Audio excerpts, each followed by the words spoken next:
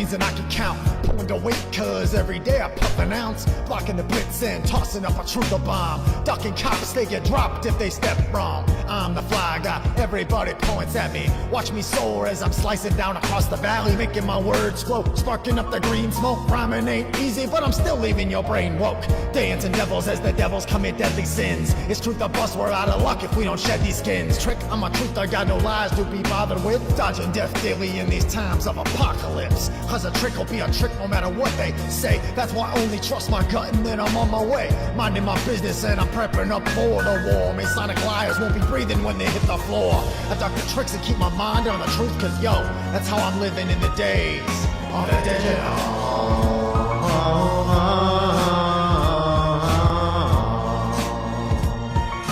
Living in the days of the digital. To the end, I rhyme again.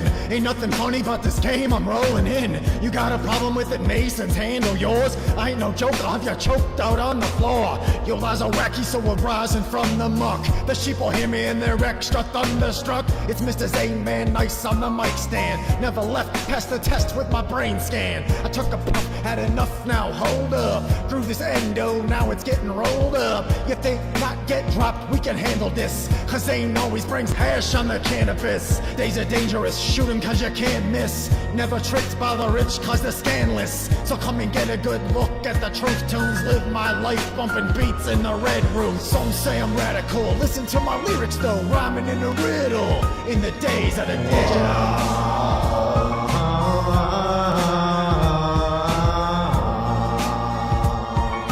Living in the days of the digital.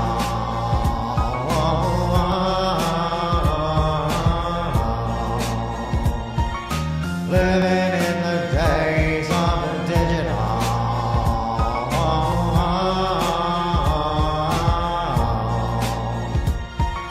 Living in the days of the digital.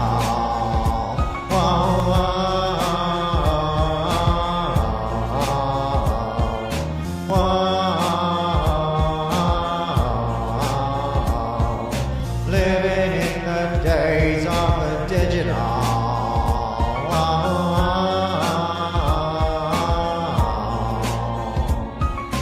Living in the days of the digital.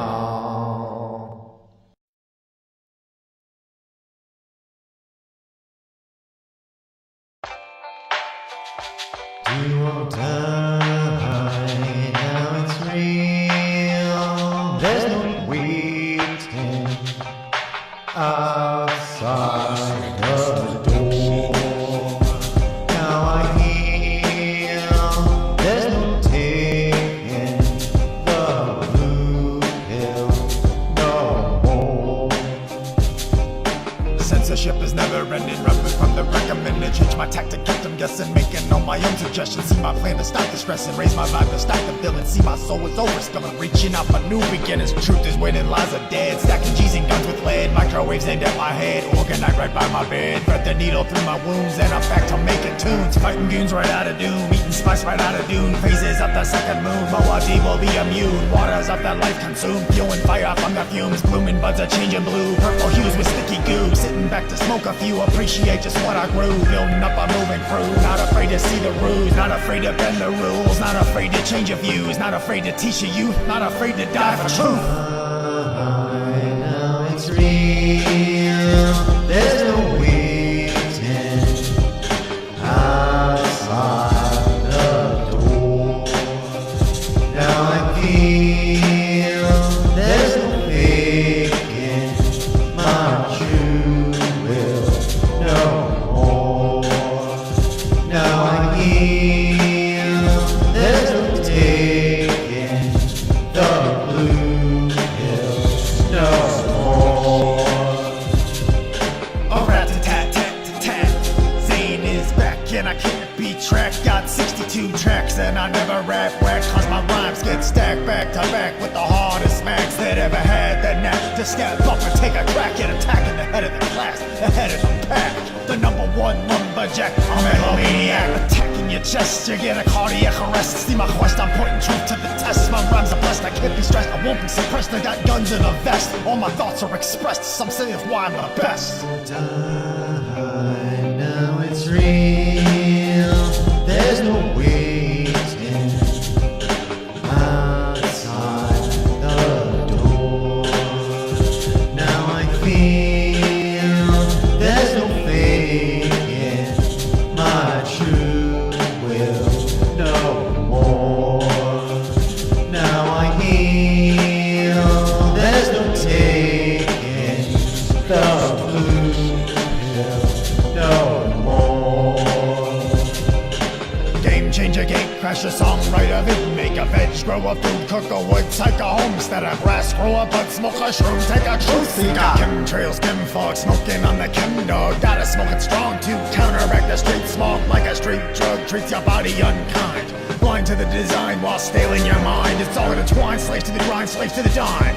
We're all being confined, covered in grime, caught up in crimes, programmed minds, all waiting in line. Killing our time with the poisons one day at a time. Now it's real. There's no waiting outside the door. Now I heal. There's no taking the blue pill no more. With it. And now for your 50th episode bonus from freaking space. Some of you guys know that Richard Garriott, the video game mogul, recently became America's first second-generation astronaut going up to the International Space Station. What you may not know is that he's a fan of Scam School and actually pulled off episode 28's mind control scam, a Scam School original in freaking space. Check it out. Howdy guys, I'm Brian Brushwood and welcome to a very special bonus Scam School Newsflash edition. We've never had a Newsflash edition because I don't think we've ever had any news, at least not as exciting as this. I am here with the video game mogul himself, Mr. Richard Garriott, who just returned from an extended stay out at the International Space Station. How's it going, Richard? Oh, great. It's great to be back here on Earth and great to be here with you. How many times do people get to say that? Just, hey, it's good to be back on Earth. I like your planet. I'm glad to be back. It was obviously an amazing experience, but it is actually good to be back in the land of fresh food, and gravity is actually useful and amongst friends. Yeah, fantastic. All right, so let's get to the crux of the matter. Is it true that you participated in mind control experiments while on the International Space Station? That is absolutely true. I can confirm that 100%. I can also say that not only did I participate in mind control experiments, but I can report that it worked. And so, I mean, as amazing as it sounds, it is true. Fantastic. So let's let everyone in on exactly what happened here. Well, so while I was in Baikonur, Kazakhstan, just prior to my flight, I was actually in what they call quarantine, just a few weeks prior to flight. And I had been searching by contacting all my friends and family about magic effects that I might be able to perform in space. And just by a good stroke of luck, your latest Scam School episode showed up on my email there in Baikonur. And as I reviewed it, I thought, what an amazing effect this will be for me to be able to perform from space, because it's a remote mind control trick. I'm going to be in a mighty remote location. That's right. With a known audience there at my ground team. So I very quickly put together some notes and practiced on the ground to be able to perform in space. That's awesome. Well, let's take a look. Let's see how the footage turned out. Hey, Dad, I've got something pretty amazing here for you. Are you ready for a magic trick if Brady's filming? Brady is filming, that's it.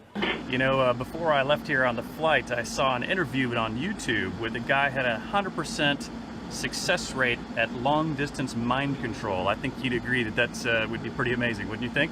I would, but we only have a few seconds on this conversation. Go ahead. Well, hey, let's try this experiment then. Just relax and listen to this poem, and then tell me what card it makes you think of. It's just a poem from Robert Frost. Now listen to this. The woods are lovely, dark and deep, but I have promises to keep and miles to go before I sleep. Now tell me what card is the first card that comes to your mind. Any card. Oh, how about the Six of Clubs? Six of Clubs. Of course it's the Six of Clubs. Well, you know, there is this guy named Coach Alfred Doubleday. And you go look him up on the internet. Go to YouTube and search for Coach Alfred Doubleday. I'll do that. I thought he was a baseball player, but I'm out of my element here, Richard, as you know. Over. Coach Alfred Doubleday. Now, before we went to break, you said something that kind of blew my mind. It sounded like you were describing it sounded like mind control. Well, actually, it is. Then we would have them think of a card, and 100% of the time, every time, they would think of the 6 of clubs. No way. Talk about a childhood dream come true. Big thanks to Richard Garriott for being our first intergalactic Scam School student.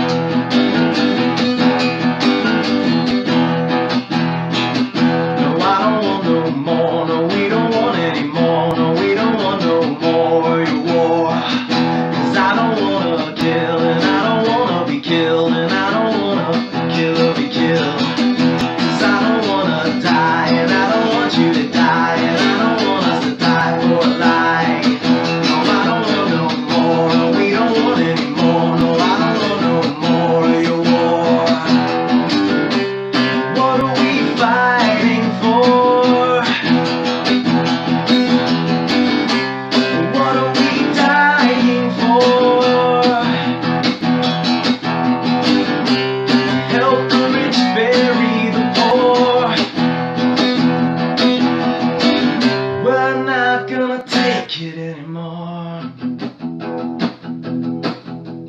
Father, can't you see I'm dying? Mother, can't you hear I'm crying? Brother, are you even trying? Sister, no use in denying.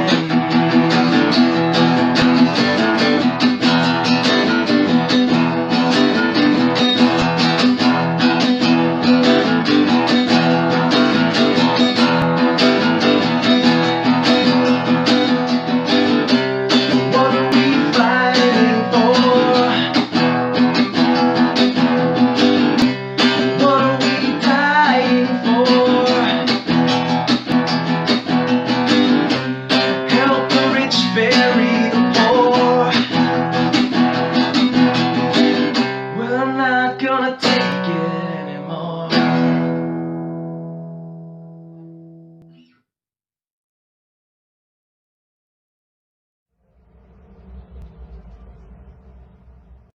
Right now, and again in the second half of our show, ladies and gentlemen. Happy. They think they have a good bead on things.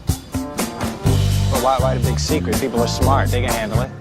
Everybody knew the Earth was the center of the universe. 500 years ago, everybody knew the Earth was flat. And 15 minutes ago, you knew that.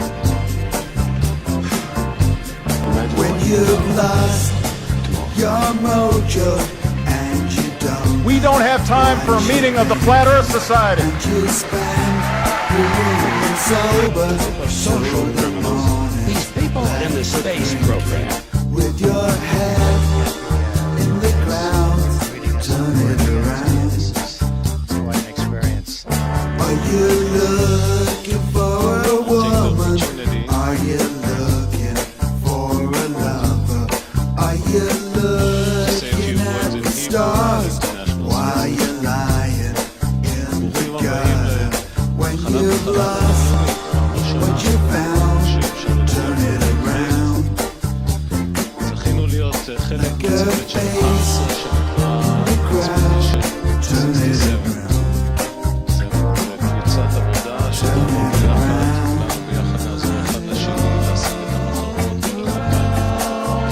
Nassholes, I call them. And some of those people actually don't believe the Earth is flat.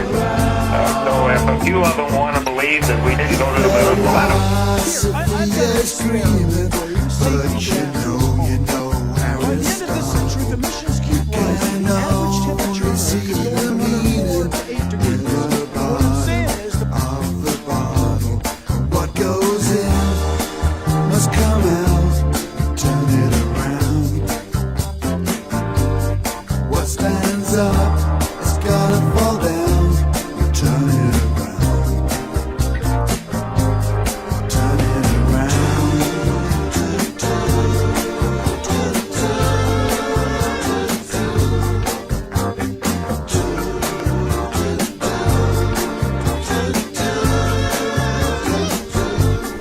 When you've lost your mojo and you don't know what you're thinking, and you spend your evening sober, so the morning left for drinking. With your head in the clouds, turn it around. Get your feet on the ground, turn it around.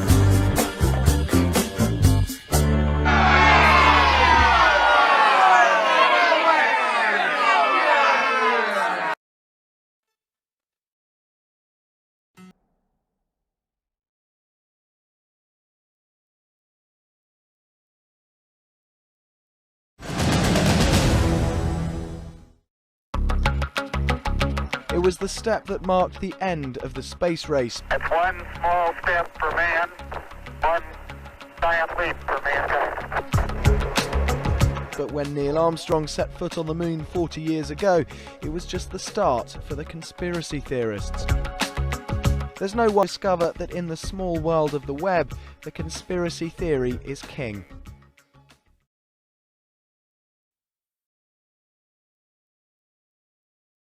to the International Space Station. Their spacecraft successfully docked to the station on Monday evening, and they joined Kate Rubins, who has been living and working on board the station for the past 5 weeks.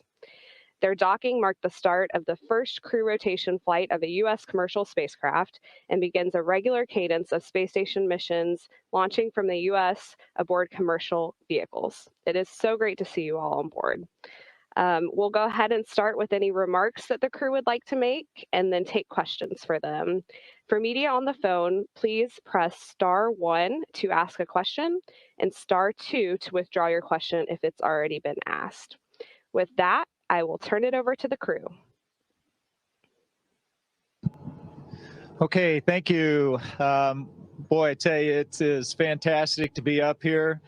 The launch itself was absolutely incredible. That vehicle really gets off the ground, and so it was exciting all the way up, and the ride was very smooth. So it's I know we had a few delays along the way, but we launched when we were supposed to, and we got here when we were supposed to. So from Crew One, we just want to say thank you again to all of the folks at NASA, at SpaceX, the DoD, everybody that helped make that launch successful. And we are really looking forward to the next 6 months up here on the International Space Station. Here. Okay, let's get started with Q&A. Let's start with Chris Davenport with the Washington Post. Hi guys, it's great to see you. My question is for Soichi. This is now the third vehicle that you've flown to space. I just wonder how resilience compared to the Soyuz and the shuttle. Thank you. Hey, Chris, thanks for the question. For the record, the Dragon is the best. It's a short answer. And of course, each vehicle has its own, peculiarity. But I feel Dragon is really ready to go up. It's really it's fun to ride. And 2 days in Dragon is really remarkable memories. So I'm really happy to be here again. Awesome. Okay, let's go to Joey Roulette with Reuters.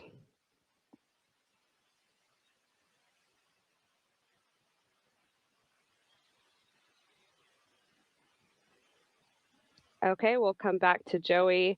How about Russell Pounds with Pacific Rim Media? Good morning, folks. Great to see you. This is Russell. I'm calling from Alaska today. And a question for Shannon or maybe Victor. I understand you've taken quite a few science experiments up to the station along with the many already in progress. Which experiments do you think might be most surprising or meaningful to those of us back on Earth? You know, that is a very good question, and I'm not sure I have an answer for you at this time. We really haven't gotten into the experiments. We're still sort of getting organized, and so I may have to wait a few weeks before I answer that because I'm honestly not sure what we've got going in the next few months. Okay, let's go to David Curley with Discovery Channel. Hey guys, thanks for doing this. Could you fill in a little more about what the ride was like? How did it compare to what Bob and Doug said? The sounds, the vibrations, did it match up pretty quick? And Kate, what did you tell the rookie when he came through the hatch there? You were waving your arms. I'm just curious what you said. Thank you. I was so excited to see Ike's face coming through that hatch. We've been thinking about this moment up here together with the two Sergeys, waiting for our 4 crewmates to join him. And I think I said, "Oh my gosh, you're here!" we were just really, really excited to see them coming through the hatch and to welcome our friends to the International Space Station. Yeah, and in terms of the launch itself, I mentioned at the beginning it was an exciting ride, and that really doesn't do it justice, to be honest. Bob and Doug described it pretty well, but when you're sitting there on the rocket as it's going through the fueling process, there's noises and vibrations, and it, in many sense, you can tell it wants to get off the ground. And particularly in those last 2-3 minutes as the final fueling's happening and the strong batch retracted and things of that nature, it's definitely ready to go. And it leaped off the pad. It was amazing. And right after we, about 40 seconds into the flight, you throttle back a little bit, and you definitely noticed that. But then when it was time to get going again, it really picked up, and it was really moving. Staging is always pretty exciting, I think, on any rocket, and this one is no different. There was when the first stage shuts off and separates, and then that second stage kicks in. You definitely know that as well. And then this just slow, steady build up in G's all the way up into orbit. But I tell you, we were all very excited. When we passed the 100-kilometer point, we all said, welcome to space to Ike, because that's certainly a big moment. And I think it's probably worthwhile to hear what Ike thought of his first ride to space as well. Yeah, it's a great question, and the short answer is it was awesome. I could sit here and tell you for the entire duration of this conference how great the ride was, but the staging was dynamic. The G's on the second stage is much closer to our spacecraft, so you felt it. It was much more up close and personal, but we accelerated for several minutes, and so the G just slowly built in.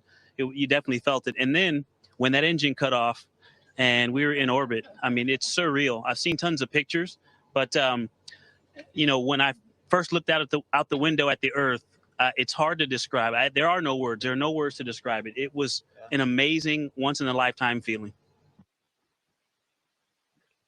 All right. The next question will be from Marcia Dunn for Associated Press. Yes, Victor, I have a question for you, if you don't mind. What was your biggest surprise about the launch, and having flown 3,000 hours and more than 40 aircraft, how hard was it to be hands-off the whole time? Thank you. Thank you. Interesting. That's a great question, Marcia, and how you doing? So, you know, when I first started training for this 30 months or so ago, that was a big deal to me. I will tell you, on the 15th or Greenwich Mean Time on the 16th, it wasn't an issue at all. The rocket, the Falcon 9 performed superbly the way it was supposed to. Dragon performed superb. We had some things to work through, but we worked through it as a crew. And I tell you what, the thing that surprised me the most, and it's interesting you referenced, you know, having 3,000 hours and some combat time flying high performance jets. The G was not the highest G I've ever felt, but it was for probably the longest duration. And so that was a surprise. In a fighter, you can't hold, you know, 4 Gs for several minutes, not most aircraft. And so that was a surprise. And again, once those the second stage cut off and you're floating, again, I've been able to feel that for a few seconds, but to have that for an extended period was just truly amazing. Okay, let's go to Jeff Wynn with CBS Los Angeles. Morning, Victor. Thank you for doing this. I hope you can take a question from me.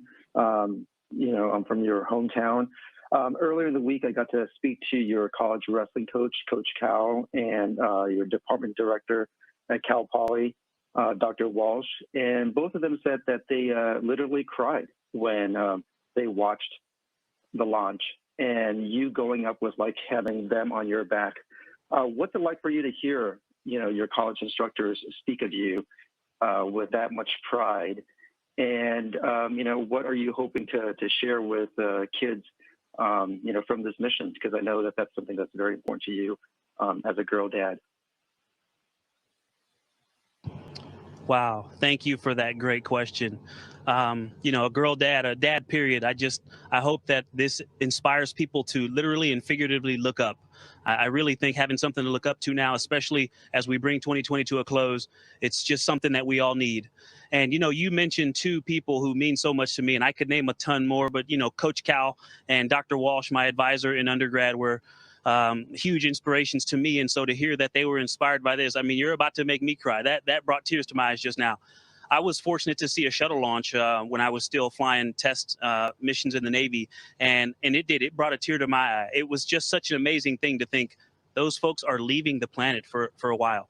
And it's hard, again, another thing that's kind of a life-changing event. So to share that with them was truly an amazing opportunity. Thanks for the question. Wow, now we're all crying. Okay, let's go to Tarek Malik with space.com. Hello and good morning. My question is for the station veterans and for you, Kate. I'm curious, this is the first time we've seen a 7-member long duration crew. I'm wondering, does it feel extra crowded? Are there lines at the galley and the WC? I'm just wondering what you're hoping with that extra person on board to accomplish in terms of science and research for the station. Thanks.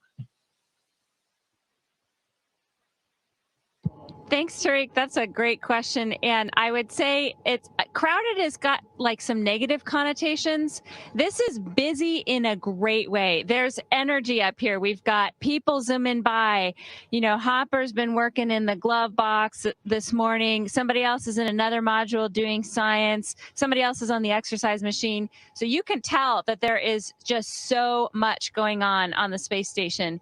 And by having 5 of us up here now, we're able to really accomplish a huge amount of research. And so there's some level of maintenance that we always have to do on the space station. And so when you're just one person like me, a lot of the time gets taken up just keeping this place running.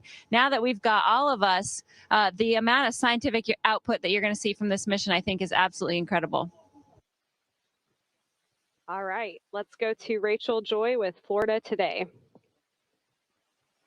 Hey, everybody. It was an amazing launch. Thank you so much for doing this today. We're just dying to know how you chose Baby Yoda as the zero-G indicator, and how does he compare flying on the Falcon 9 versus the Mandalorian spacecraft? Thank you. Well, yeah. So each crew, the zero-G indicator has a long tradition that crews have been able to pick those out, and so each crew has that opportunity. And so that was one we talked about. We had just started watching the series, and it's hard not to like Baby Yoda.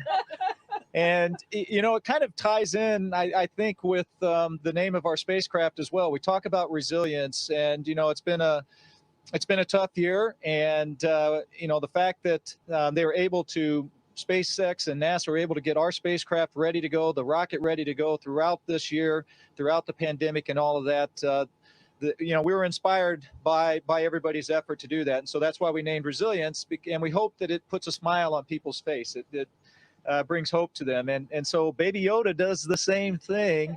I think everybody, when you see him, it's hard not to smile. And so it just seemed appropriate. It seemed appropriate for our crew as well. We like to have a lot of fun, and we have been having a lot of fun. And so again, it was very appropriate. I think the ride into space was probably a little rougher than Baby Yoda was used to compared to what he rides normally. Okay, thank you. The next question will be from Nick Samuel with Vero News. Hi, everybody. This question is for Victor Glover. I know that you talked about your first space flight experience earlier. So can you talk about how it finally felt to make it to the International Space Station? Did you have a sigh of relief, or were you unnerved? Can you talk about that? Wow, Nick, that's a great question. And, it's so many different feelings. It's hard to explain. It really is hard to put into words the awe of seeing the space station, even over our video system from Dragon, and then feeling the soft contact, the slow deceleration as we made contact with the station, and then making full contact and pressurizing, opening the hatch, seeing Kate. All of these emotions, I mean, the happiness, the relief, but then knowing that we've got work to do and wanting to contribute, and also getting used to space. I was very slow. My brain is constantly trying to figure out where up is. And I don't know if it's because I'm a new guy. They made me sleep in the ceiling. So every time I pop my head out, the entire space station is upside down. So I just stay upside down as much as possible. But that I think requires extra processing. And so everything else takes me so much longer. And so I'm trying to push through that and get work done. But it is an interesting challenge that I actually find slightly amusing. So it's been a whole bunch of emotions, and honestly, I'm still processing it. I've been writing little notes to myself and things in my journal, and hopefully I'll look back on it and be able to give you a better, more concise answer. But it is so many different feelings. But excitement is definitely one of them. That's fantastic.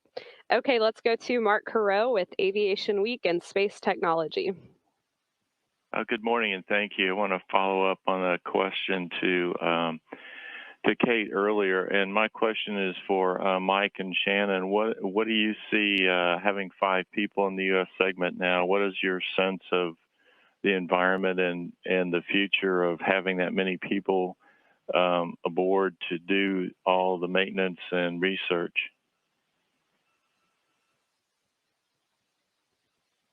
Yeah, I can. I'll start off, and I'll just say it's go time up here. I mean, we came across the hatch just a couple days ago, I guess, but it's been pretty busy since we showed up here. So I think the folks on the ground, all of the investigators out there, I think they've been waiting a long time for this moment, and so they've got our calendars full already. And I think it's a good thing. We are going to see just how much science can come out of this space station, and it's a lot. But it takes a lot of extra work too, because there is limited space, there's limited comm capabilities, there's limited video capabilities, and so you have to coordinate all of those kind of things together, and that's going to be challenging. I think it's going to take us a few weeks to get our feet under us and figure out how 5 people are actually able to work around here without running into each other the whole time and all of that. But it is pretty exciting. Yeah, just to add to that, people have asked about whether or not we've got, collisions on the exercise equipment or the WHC, but really it's the traffic jams that we have going through the modules trying to get from where we need to be from one place to the other. So it's definitely, you can tell that it's a lot fuller here instead of 3 people on this side, 5 people, but everybody's right, we're going to get a lot of work done, which is really good for all the science that goes on in the world. Okay, let's take the next question from Robert Perlman with Collect Space. Hi, a question for Mike Hawkins. You described how Dragon performed as a spacecraft. How is it performing as a bedroom? Have you set up camp inside Dragon as you expected? And I know you had some temperature issues on the way up, getting it warm enough. Have you experienced that again? Yeah, that's a great question, and to be quite honest, I'm not quite there yet, because the first thing that we had to do after arriving is we had to get all of the cargo off, and then we had to move a lot of emergency equipment on board as well, and so that took us a little bit of time to do that, and I didn't really want to try and get set up in Dragon until all of that movement was done, and I could kind of figure out where the right place to put the sleeping bag was, and a few items I'll take inside there. As far as the temperature, they've been very generous and kind of dropped the temperature down a little bit right where we are. And this happens to be where the other the crew quarters are, and so that's to make sure that that Resilient stays cool for me. It's probably been a little bit chilly, but I've certainly been comfortable. We're probably going to have to talk about the temperature a little bit more here. But overall, I think it's going to work out just fine. It's a roomy vehicle, and so I'm looking forward to the next 6 months, and we'll see. Probably it's going to take me a few more days to really get settled in. All right, let's go to Stephen Clark with Spaceflight Now. Hi, Stephen Clark for Spaceflight Now. I want to follow up on an earlier question from Chris Davenport for Suichi Noguchi. What makes Dragon the best, and can you give us a little window into life aboard the ship for 27 hours on the way to the space station, and how cramped is it compared to your experience with Soyuz and Space Shuttle? Thanks. Well, my other crew member already described, but the Dragon was fun to fly. It's really kind of they wanted to go. Dragons really wanted to go to space. The engine was really crisp and clear, and feel the vibration, and definitely defies the gravity, and it brings up to space in a matter of 9 minutes or so. And And the difference mainly is the feel of all the plumbing or also the fueling that you actually feel the liquid oxygen going into the tank a couple minutes before the flight, and also the feel the thruster, vibration, sound, and also the small orientation controlling jet. Since I'm sitting by the window seat, I feel the jet is firing just right next to my head, which is actually a good sign. So obviously this is feels like you are actually inside the Dragon, bringing us up to space. So that was quite a feeling. Okay, let's take the next question from Jackie Goddard with the Times of London. Hello, and congratulations on another successful Crew Dragon flight. You all make spaceflight look so easy, but we know space is hard. What would be your best tip to future space travelers about how to prepare for living and working in space, particularly those who may not be career astronauts? I guess basically my question is there anything important that Tom Cruise needs to know?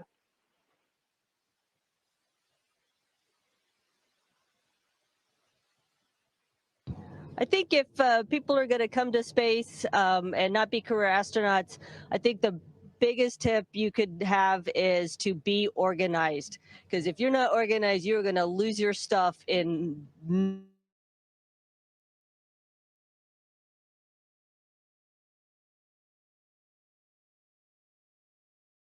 Okay, let's take a question from Joey Roulette with Reuters. Hey, I just wanted to follow up on the bedroom Crew Dragon question. Was there any competition for who gets to sleep in Crew Dragon? And Mike, since that'll be you, what I guess will your sleeping arrangement look like, and what kind of tests and data will you plan to get from that? Thanks. Yeah, we were talking about, if you know rock, paper, scissors, there's also another version called Gunman, Gorilla Man, Karate Man. So, but actually, there was a tradition when the shuttle used to come up and bring components and supplies to the space station. I think the commander always ended up sleeping on the shuttle, and it just felt right that's where I was supposed to go. And so, we talked about it as a crew a little bit, and everybody was, everybody would be willing to sleep wherever, right? You're in space, and so you're not going to complain. Yeah, you don't want to complain about where your sleeping quarters are. But in terms of, what we're going to get out of it, most of the time while we're docked, Dragon is going to be in what we call a quiescent mode, and so it's completely powered off. And so really, I think one of the things that I'm becoming more conscious about as I'm spending more and more time in there is I don't want to do anything to damage anything as I'm going in and out. And so for 160 or plus days, 200 days, whatever it is that we're up here, and I'm using that as my bedroom, it's also what's going to get us home.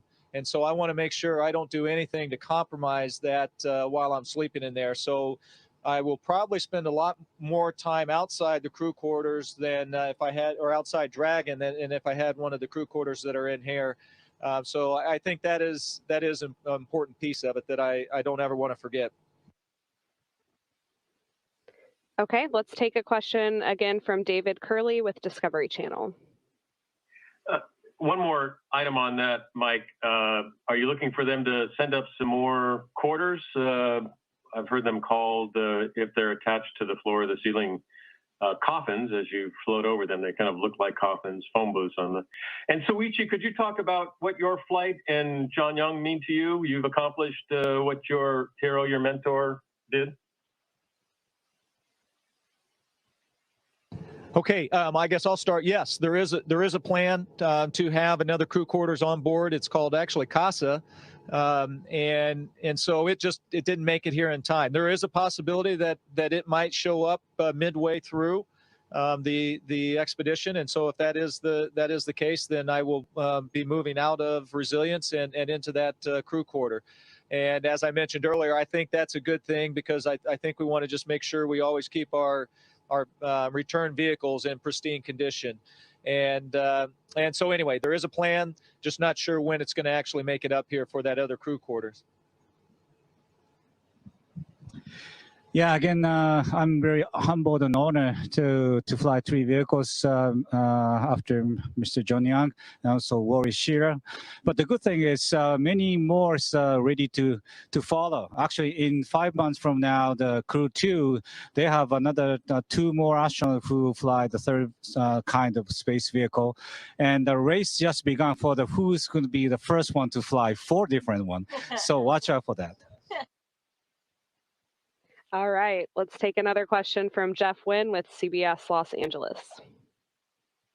Hey, Victor, thanks for doing this. One more question for you. You know, in recent days, you've talked about social justice and you've talked about the need for kids to go into science. As you are circling the Earth every 90 minutes, what has that done to your resolve in terms of social justice and the debate over extreme climate here on Earth?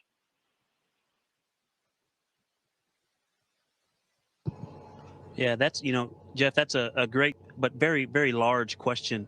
I'll say this, if anything, it strengthened my resolve in all of those areas, because I believe that, what I've said and what I've tried to work for is just what's right, to be honest and upfront with people, and then to work for what's right. And I think that doing the right thing is always in order. So, looking at the planet from this perspective, actually, I went almost a full day up here before I went and looked out the cupola in the daytime to see the Earth and in these beautiful land masses and oceans without lines or words drawn on them.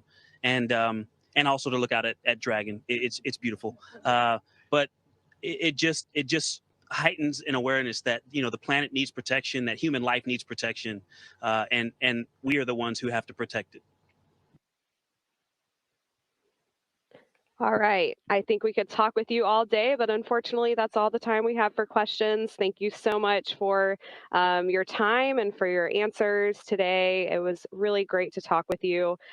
We will continue to keep up with your mission online at nasa.gov/station and by following the station and NASA sites on social media. Thanks for joining, everyone. Thank you, everyone. Station, this is Houston ACR. That concludes our event. Thank you to all the participants from NASA PAO. Station, we are now resuming operational audio communications.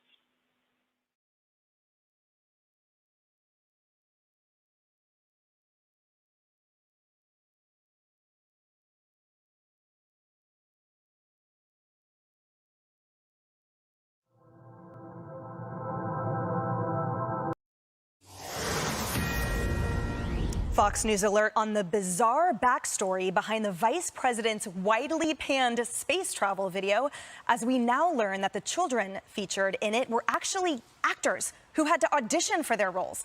One even saying he had to send in a monologue to get the part. This is Outnumbered. I'm Emily Campagno. I'm joined by my co-host Harris Faulkner. Also with us here in studio, Carly Shimkus, former State Department spokeswoman Morgan Ortagus, and in the center seat, special report anchor Brett Baer.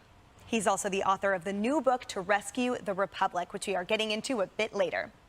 Now, critics of Vice President Kamala Harris are not only slamming her appearance in that NASA video for children, but also poking fun at the name of the production company behind it, Sinking Ship Entertainment. Oh, boy. While noting that it's based in Toronto, meaning the Borders are teamed up with a Canadian company.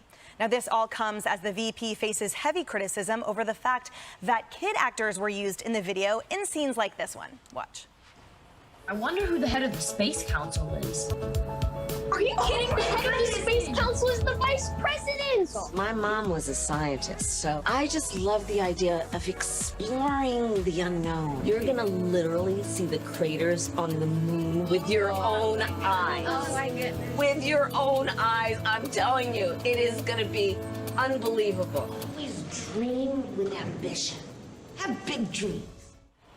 Brett, this is a vice president whose distinguishing feature has become how tone deaf and frankly inappropriate she is, right? We have her calling Memorial Day a long weekend to passing out cookies with her face on them, tossing coins and going to bakeries while the southern border implodes and Americans die in Afghanistan. And she pushes back, snapping at any journalist that tries to ask real questions. And now we have this, Brett. a fake video with fake kids for the very real purpose of having us buy in to her authenticity. When I first read this, I thought it was a Babylon Bee story that was just kind of joking about this, and then realized that it was true. Even the name of the company, Sinking Ship, really is quite something. Listen, the vice president has managed to stay out of the headlines and kind of missing in a lot of the big legislative battles along the border, other places, and by doing that, in September into October, her Gallup poll ratings were actually 6 points higher than President Biden. But this effort and this kind of inauthentic pitch is really a tough thing politically. And Morgan, she's also the border czar. So here we have her trotting around with child actors in Canada and ignoring what we're about to show a photo of, which is dozens of unaccompanied migrant children abandoned at the border. She has maintained, she is dedicated to underserved children, and yet there were no real children interested in space on that video who she could have lifted up, and she ignores suffering children on the southern border. Yeah, did any of you guys watch the show Veep? Does anybody remember that? I love that show. I thought it was really funny. And when I read this story yesterday, a guy who works for me sent me this story, and I just immediately texted back, no way. No way, this can't be real. Listen, we had our share of issues in the Trump administration. I called it sometimes, it felt like a cross between the West Wing and Veep. But I mean, poor Kamala Harris and her staff, it's just every week's a new Veep episode. And there's just things a lot of times where I think it's just poor staff work. Like you don't need to hire children, child actors. In fact, normally if a corporation does that in a commercial, they actually have to disclose. And you would see in the commercial and regulated font that's mandated by the regulators, these are child actors, that sort of thing. So it's just like constantly missteps by the staff that I don't understand. And then just a performance. Listen, there's a reason that regular big time actors always say, don't act with kids in a movie. And I think when you see the vice president's acting and this particular NASA video, you know why they say that. All right, and Carly, the internet is having a field day. To drill down a little bit further into Morgan's point about the juxtaposition between this real life and the Veep fictional life. So we have Breitbart's Joel Pollack tweeting, they couldn't hire an actor to play the VP too? We have another tweeting virtually indistinguishable from a Veep episode. Yeah. We have another tweeting, oh, stop it. I just heard the children in the cringe-worthy video with Kamala Harris were child actors. Everything in the Biden administration is fake, including their White House set that they like to broadcast from. Well, I think we're learning that Kamala Harris's office didn't hire the kids because this was a NASA video, but they were hired. I mean, they are child actors, so I don't know if take that point however you want to. You do have to kind of reflect on the Trump administration in this moment as well. And whether you liked President Trump or not, he was authentic. And what he said, you knew when he said it, it was coming from him. And there is a lot of micromanaging going on with President Biden. As for the vice president, people in Washington have long said that being the vice president is one of the worst jobs because you don't have a lot of authority. You're not a senator, you're not a governor, you're not the president. And the president gives you a lot of jobs that he doesn't want to do, which is why President Biden gave Kamala Harris the border job. But imagine if she owned that. And imagine if she went to poverty-stricken countries and delivered speeches on anti-corruption and why does she have to go there? Why can't she go to the border? Sure, but I'm saying that for her politically, if she wants to spin this into a progressive political win, conservatives are never going to like her. But if she wanted to spin this into a progressive political win, she could have really honed in on that. Instead, she just ran from it. I think that if you are the vice president, the one thing that you can't do is become a political liability. And she is quickly becoming that. Harris, what I wanted to ask you about in part is something that Carly and Morgan referenced, which is sort of the team aspect, right? And the 30,000 foot viewpoint of this, which is that, yes, so her team has released an official response, which only consisted of them saying, well, we didn't hire the child actors, but at the end of the line, they are still responsible for that project. Who is vetting all of these projects, and why do they continue churning out such cringeworthy things that the world rallies against? So we have seen something go progressively worse. But But I consider it to just be progressively different, right? Because she just hired a whole new crisis communications team. That's right. So what we're seeing is everybody's flexing. Everybody's trying to come up with a better idea than the previous idea. And so you just keep trying until you start to win. It's like an NFL game. It's like, you know, you've lost all 3 quarters. Now it's the 4th quarter. They're putting in the backup quarterback. And they're going to try to make it different somehow. Well, different isn't always good. And in this case, a Canadian company, which is, I think, handled the casting. Yep. I think that's right. Right? You couldn't even go American. And you can't convince me that her team didn't know that these kids were not the children of parents. Because what does a vice president do that a vice president is often tasked with? No matter who you're with, no matter what administration, you're a liaison. My goodness gracious, you'd want some down off-camera time with those kids. Learn about their families. Build up some real relationships. So when the cameras are on, you can say, oh, Billy, I just love it when you tell me about the blah, blah, blah. I know you love space.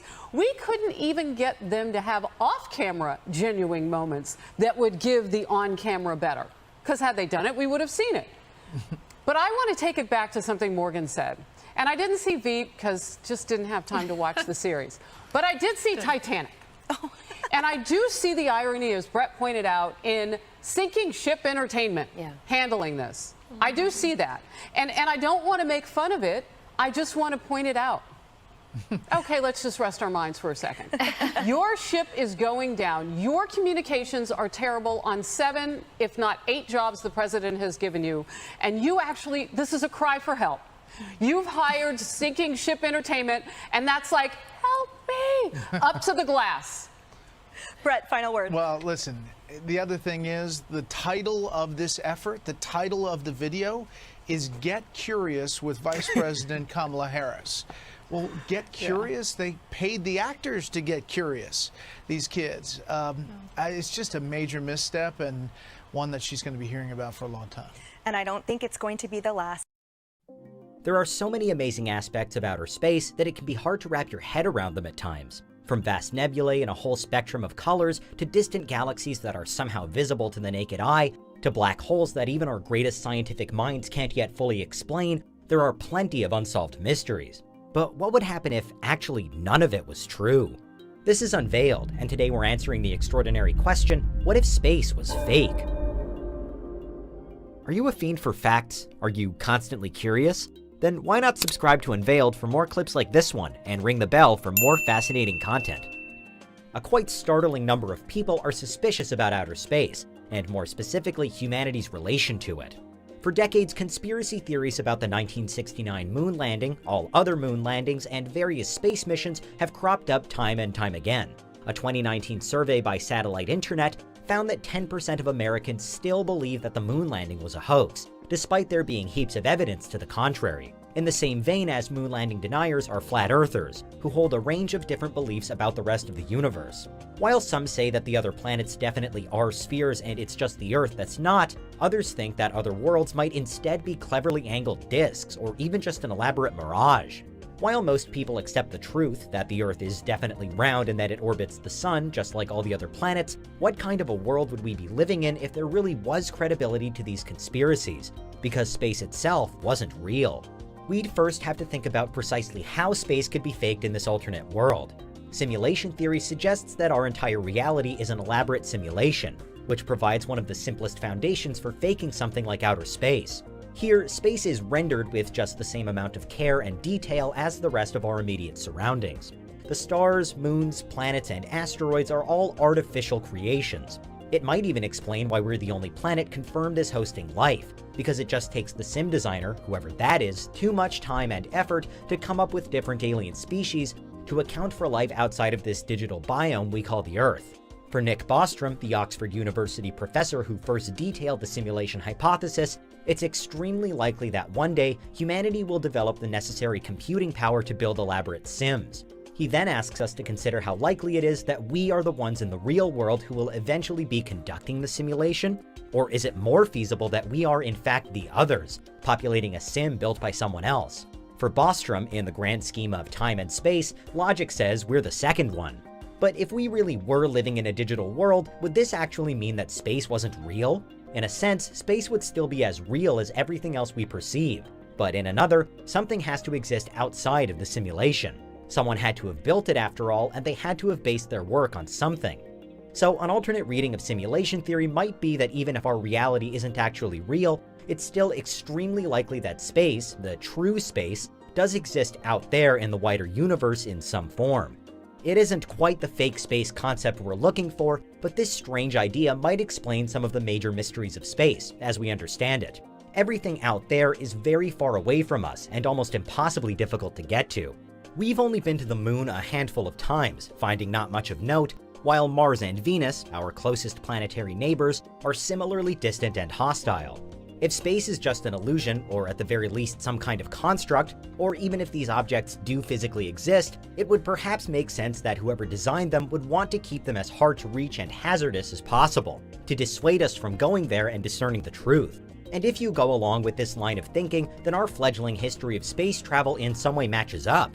As soon as we discovered Venus had such a toxic atmosphere, for example, we stopped sending probes there. And say our efforts to get to Mars turn out to be fruitless as well, then it could ultimately discourage us from investigating space altogether. And lo and behold, the illusion of space is upheld.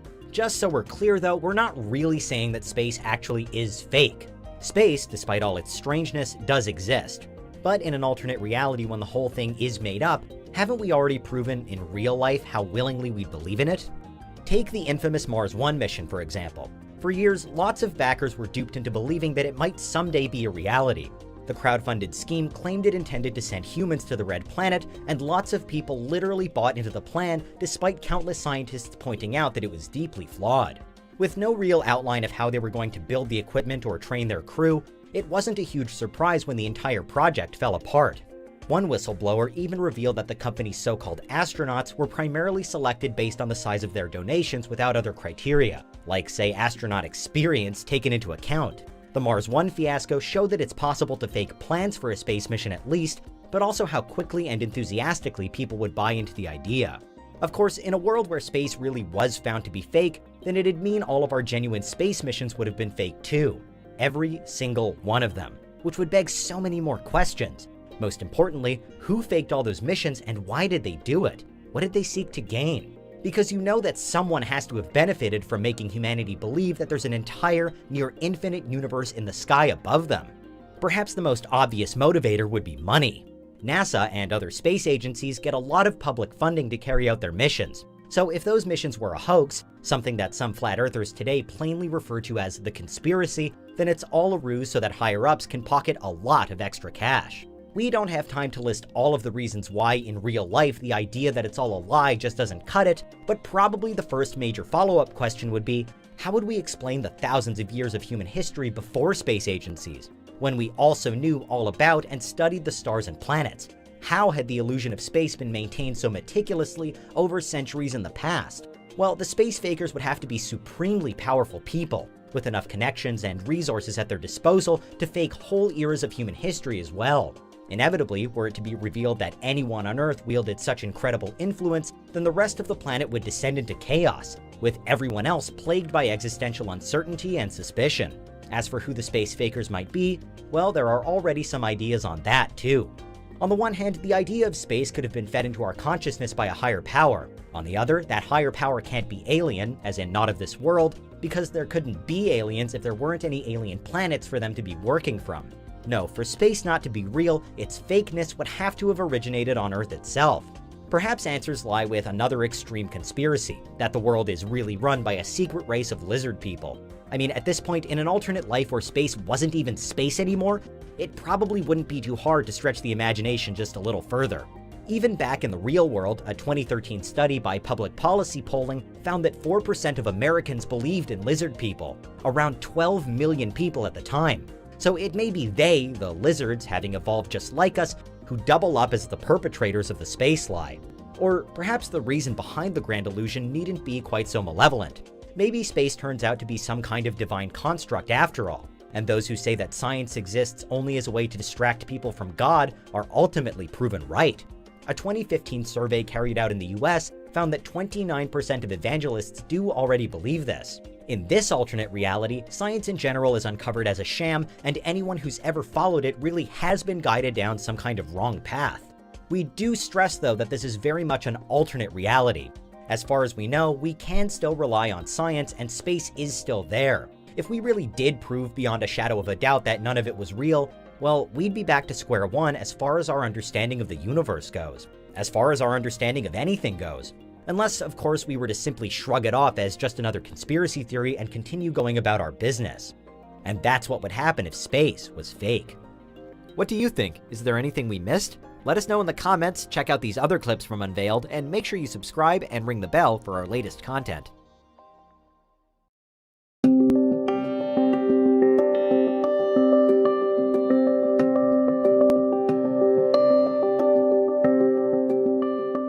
神舟2号报告，我们乘组已进入我们的太空家园天河1号核心舱，感谢全国人民的支持，感谢广大科技工作者的辛勤付出，敬礼。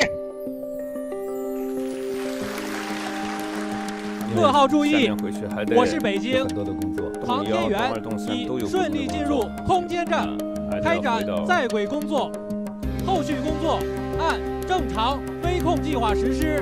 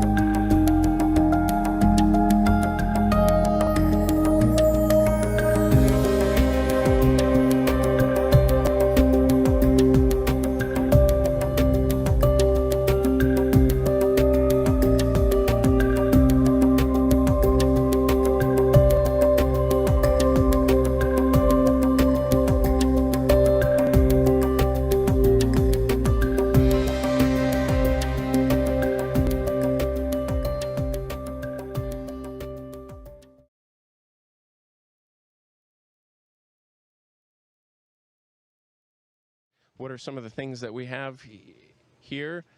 We've got vegetables, of course, green beans and potatoes that will warm up.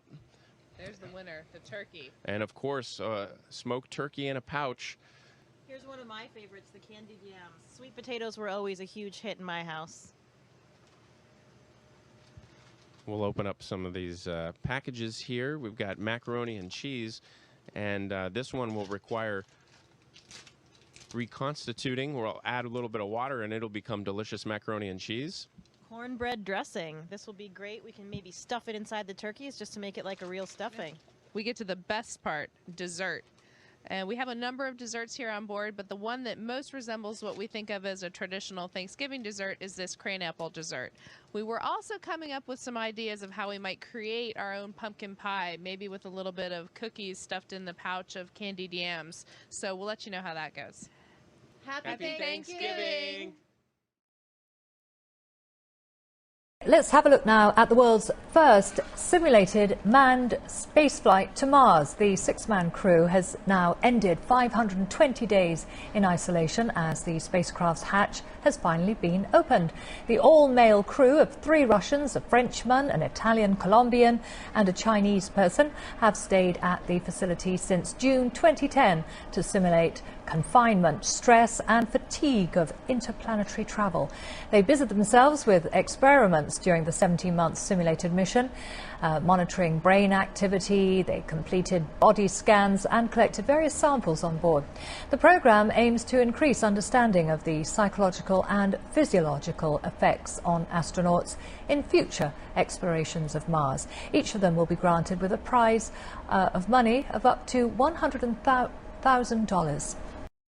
The moon had been something that photographers had tried to photograph right from the beginning, when Daguerre even tried, and it didn't work, partly because the plates were pretty insensitive to light. The moon is quite faint, really, and then of course the Earth rotates, which means that if you have a long exposure, you're going to get a blur, and you can actually see that in the Daguerre type in the middle. But in 1851, the guy who was the son of the director of the Harvard College Observatory and a Boston portrait daguerreotypist, because most daguerreotypes were portraits, paired up, and they figured out how to do it.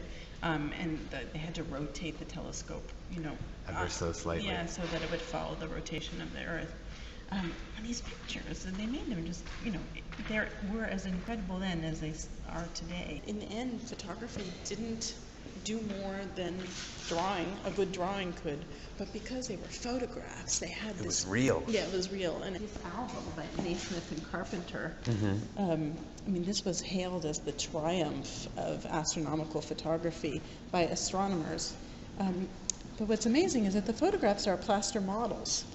And the astronomers knew that.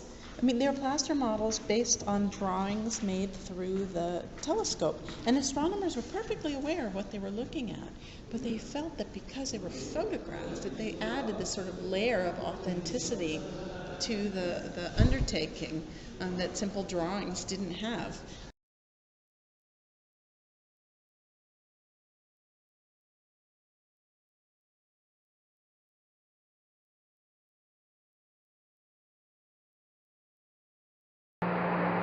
Down 2.5.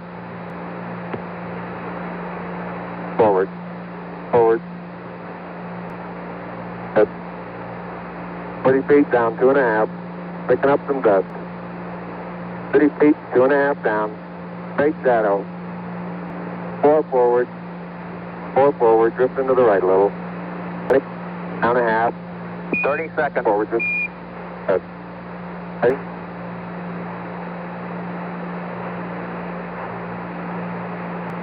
Contact light. Okay, engine stop. ACA at a descent. Mode control both auto, descent engine command override off. Engine arm off. 413 is in. We copy you down, Eagle. Houston, Tranquility Base here. The Eagle has landed. Roger, Tranquility. We copy you on the ground. You got a bunch of guys about to turn blue. We're breathing again. Thanks a lot.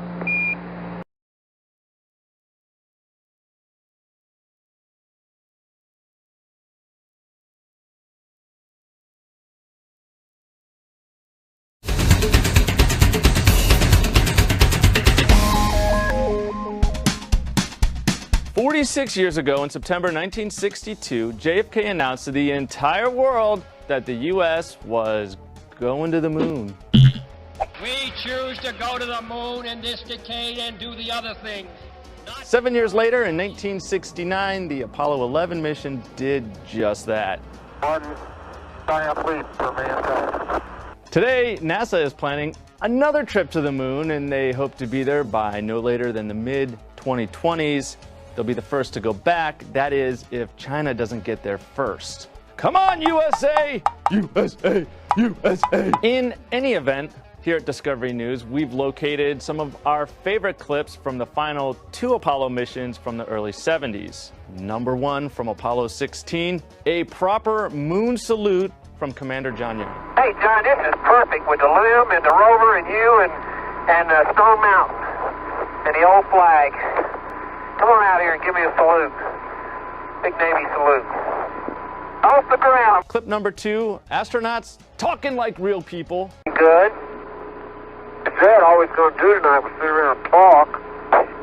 Number 3 from Apollo 17, astronauts singing, skipping, dancing. I was strolling on the moon one day in a merry, merry month of December. Now, May. I like to skip along, but me, boy, skip. Number 4, this is astronaut Jack Schmitt. This is astronaut Jack Schmitt getting frustrated. No, dadgummit.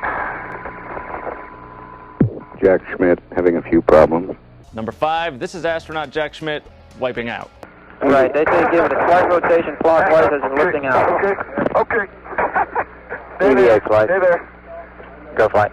Did you copy what else I'm saying here? Yes, I did. On December 14th, 1972, at 5:54 Eastern Standard Time, Apollo 17 lifted off the moon. The last person to ever make a footprint in lunar soil was this guy, Commander Eugene Cernan.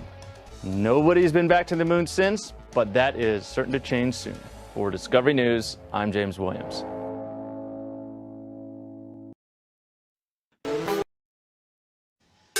Hey, Mike and Kathy, thanks for greeting us on board. I got to tell you, this journey, and I'm not just talking about the last 24 hours. I'm talking about everything that's got us here. It's been amazing, and thanks to Mike and all the folks at Axiom for hatching this plan and getting it going, and SpaceX and NASA for making it happen as well. Thanks, everyone. And sorry, last but definitely not least, all my family and friends whose love and support make this possible.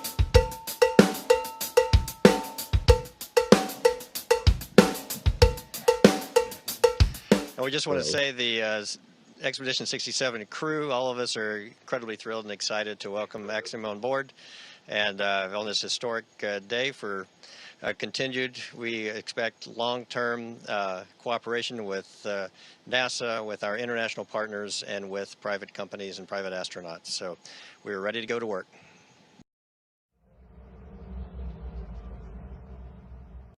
Right now, and again in the second half of our show, ladies and gentlemen. Happy. They think they have a good bead on things. Well, why the big secret? People are smart. They can handle it. Everybody knew the Earth was the center of the universe. 500 years ago, everybody knew the Earth was flat. And 15 minutes ago, you knew that. When you've lost your mojo and you don't. We don't have time for a meeting of the Flat Earth Society. And you spend your evening sober, social criminals. These people in the space program. With your head in the clouds, turn it around. Quite an experience. Are you looking for a woman? Are you looking for a lover? Are you looking at the stars while you're lying in the gutter?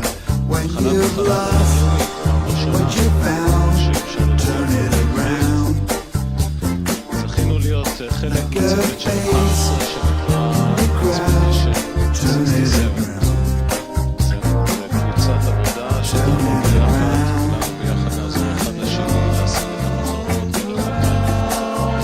Nassholes, I call them.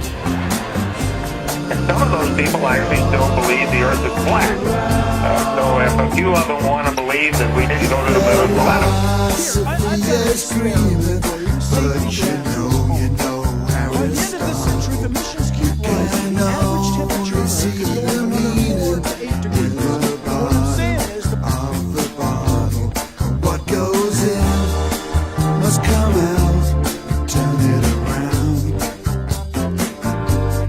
What stands up is gonna fall down. Turn it around. Turn it around.